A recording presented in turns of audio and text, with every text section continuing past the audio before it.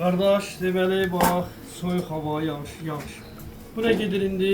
Noxuddu. Bəh, kiftə. Buna nə gedir adı? Parça bozbaş. Parça bozbaş.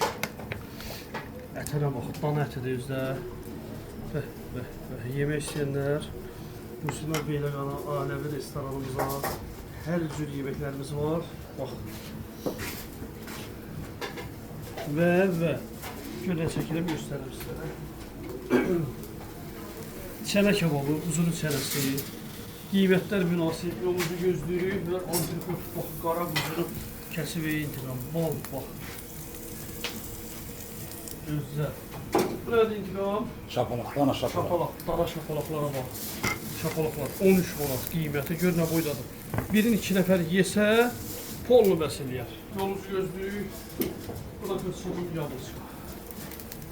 Gəlin Beyləqan aləmi restoranımızda. Kabablar, qazan yeməklərimiz davam edir. Hər kəsin yolunu gözləyirik. Və parça bozbaş tadına var. Əsl həqiqətən. Əllərə sağlıq. Nuş olsun. Çox gözəl. Var olun.